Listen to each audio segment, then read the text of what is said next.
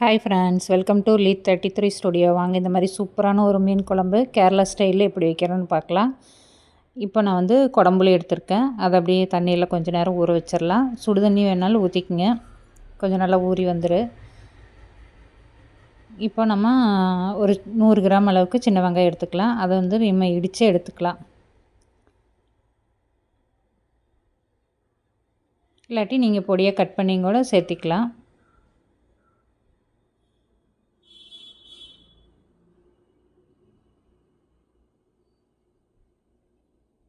பாருங்கள், நல்லா எண்ணெயில் வணங்குறதா ஒரு இந்த அளவுக்கு இடிச்சிங்கன்னா போதும்.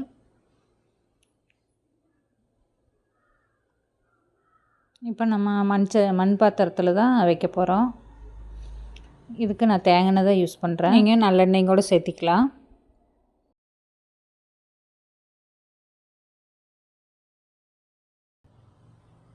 பாருங்கள், எண்ணெய் சூடானே கொஞ்சம் கடுகு, கொஞ்சம் வெந்தயம், இது ரெண்டையும் சேர்த்து நம்ம இப்போ பொரிய விட்டுறலாம்.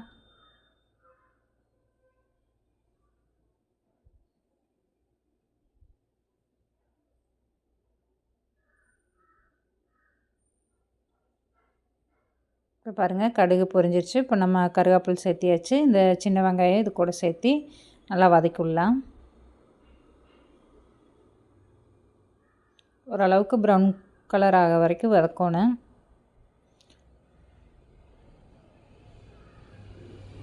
இப்போ நம்ம இது கூட இஞ்சி பூண்டு தட்டி வச்சது சேர்த்திக்கலாம், இல்லை நீங்கள் அரைச்சும் கூட சேர்த்திக்கலாம்.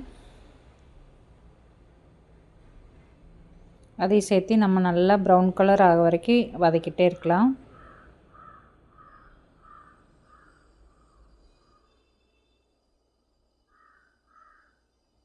பாருங்கள், ஓரளவுக்கு கலர் மாற ஆரம்பிச்சிருச்சு.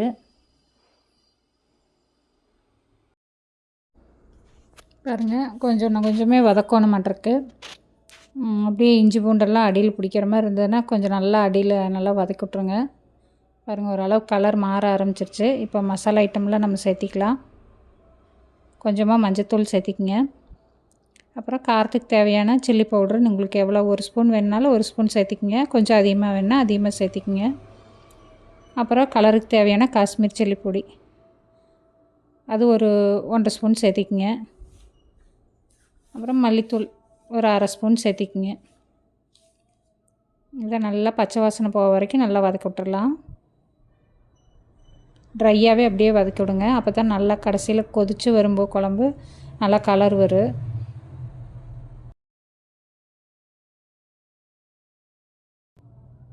இப்போ இது கூட நம்ம தக்காளி ஆட் பண்ணிக்கலாம். பாருங்கள், அப்படியே பச்சை வாசனை போக வரைக்கும் அப்படியே கொஞ்சம் ட்ரையாக வதக்கிடலாம்.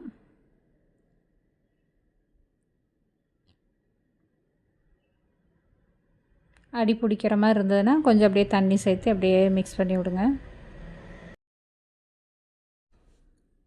பாருங்கள், அப்படியே இதை அப்படியே கொதிக்க விடுங்க. இது கூட கொஞ்சமாக உப்பு சேர்த்திக்கிங்க.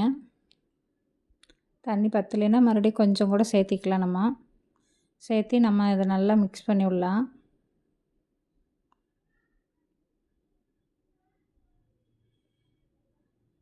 பாருங்கள், கொதிக்க ஆரம்பிச்சிருச்சு. இப்போ கொஞ்சம் நேரம் அப்படியே மூடி போட்டு ஒரு 5 நிமிஷம் அப்படியே கொதிக்க விடலாம்.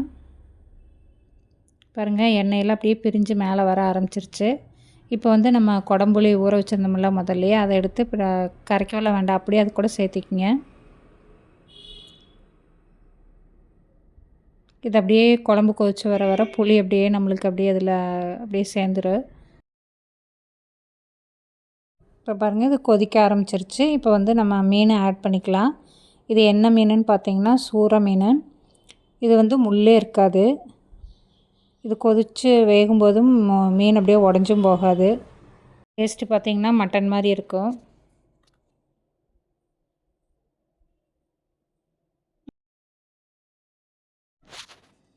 பாருங்கள், கொதிக்க ஆரம்பிச்சிருச்சு.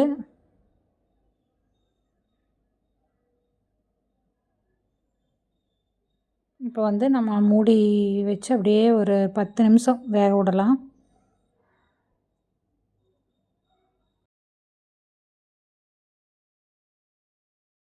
மூடி போட்டு வச்சதுனால ஓரளவுக்கு நல்லா கொதித்து வெந்துருச்சு. நீ என்ன பண்ணலாம், இறக்கிற வேண்டியது தான்.